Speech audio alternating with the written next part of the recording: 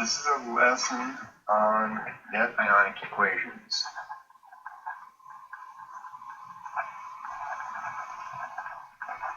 Net ionic equations are involved usually in precipitation reactions and acid-base reactions. What we have is when you have a precipitation reaction,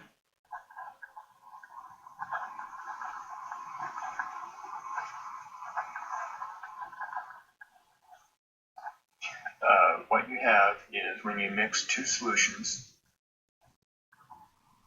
together, are mixed, and you form a solid, which is a precipitate. Now this is not freezing, because you're not changing the temperature to form a solid. You are mixing two solutions. You are not intentionally changing the temperature. Also freezing you can do with one solution. This one requires two different solutions and mix them together. You will need the rule of thumb handout, which you should have. And if you don't have it, it will be attached. It's already on the Edmodo page. So the rule of thumb handout, and what you need to do, look on that, is there's a set of rules. If it's two things, there are categories where you have always soluble,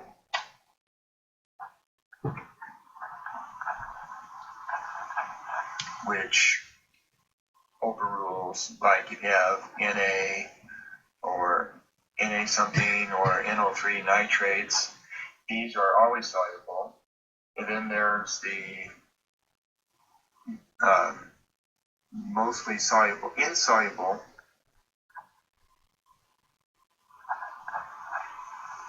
unless, that's another type of category, like carbonate. Most carbonates are insoluble. They don't dissolve in water to any extent, unless it's, say it's like iron 2 carbonate. That would form a solid, which is scale in your pipes. So that would be a solid. But if you have Na2CO3, the Na overrules. The soluble overrules the insoluble, so that would be aqueous. And then there are exceptions. And there are lots of ways we'll talk about in class about exceptions and how you can figure them out. There's lots of different tricks and rules and things to do with that. On the new AP test, this is the only rule you need, which I don't think is very adequate for what we do in college. So I'm going to go beyond that, and that's okay. So using your rule of thumb, there are different examples. So here's an example, AlNO3. 3. Nitrate is present, so that means this is going to be aqueous, because nitrates are always aqueous. Al2S3. Sulfur is in the insoluble unless category. Aluminum is not one of the exceptions, which is group 1 cations, so this would be S. Generally, a lot of times you start with the anion and go from there. Ki, I isn't anything special. It's not on any list except if it's with K. It's one of those exception things, but you look for the first one there. If I isn't anything special, check with the front. K is soluble. AgI, iodine, like I said, is nothing really special, so you look at the Ag. Ag, if it's with iodine, bromine, a bunch of other chlorides, that forms a solid. So you look at the back. If it's nitrate, fine. If it's not nitrate, you go to the front. If it's not one of those that are special, then you do that. So that's the general gist of how you do the rule of thumb. To find the net ionic equation, I'm going to tell you the long way, then I'll do the shortcut. Net ionic equation, the steps are balance the equation,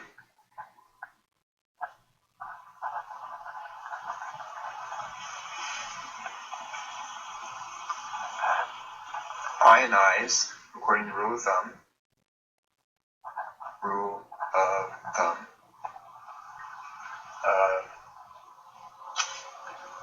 3, cancel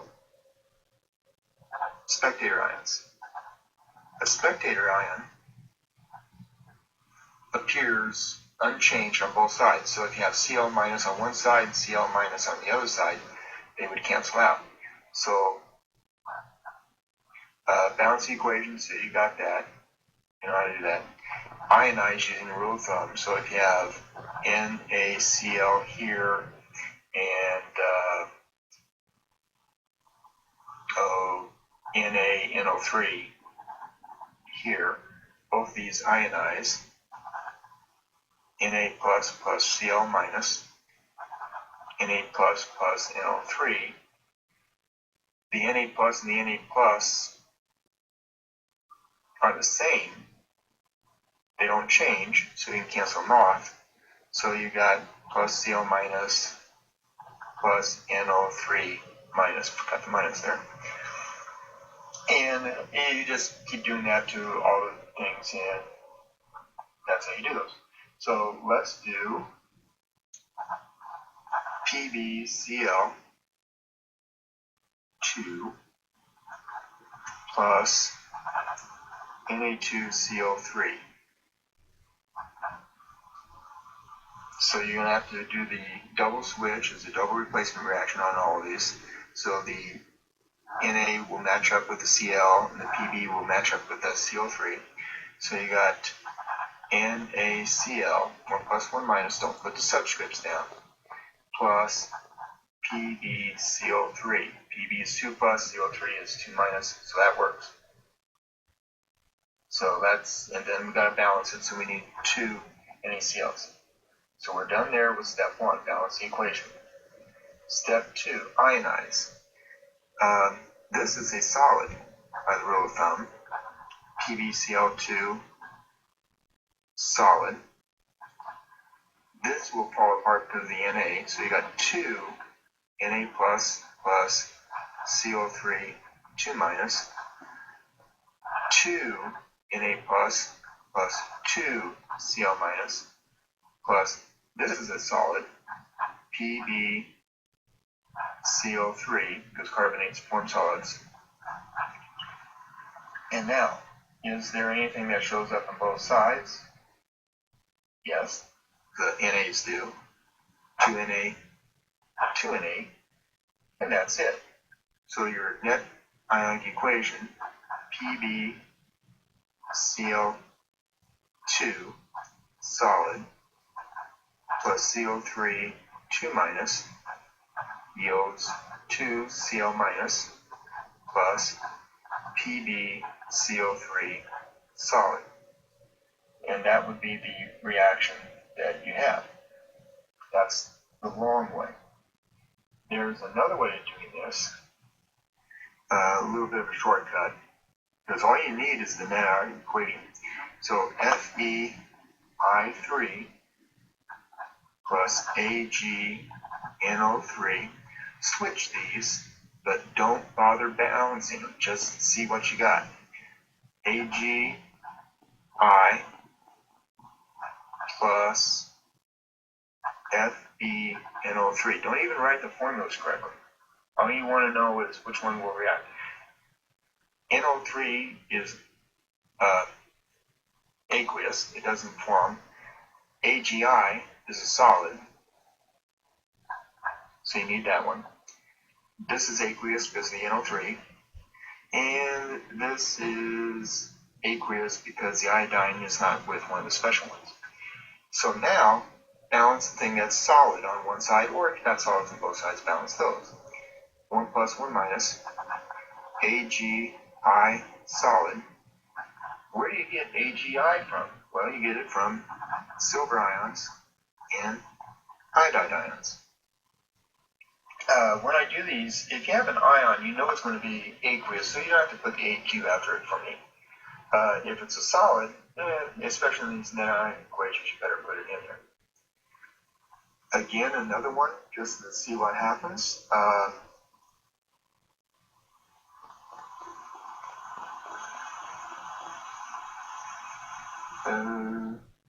Okay, we'll do this one. NaOH, sodium hydroxide plus tin nitrate. 4. Switch them, but don't balance them. SNOH, NaNO3. NaNO3 is a double whammy.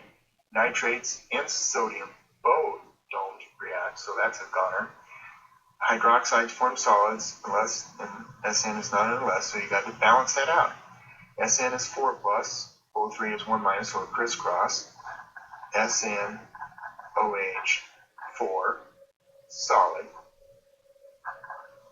Where do you get that from? You get it from SN4 plus 4 OH minus. Now, if you had the above reaction and you had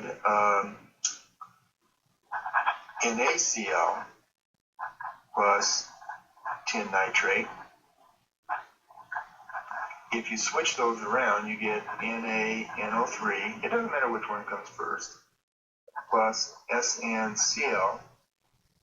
Again, double whammy, this is going to be aqueous.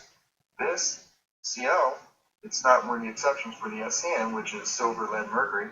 So everything ionizes. There's no solids formed. So on this one, you write down no reaction. And you're done.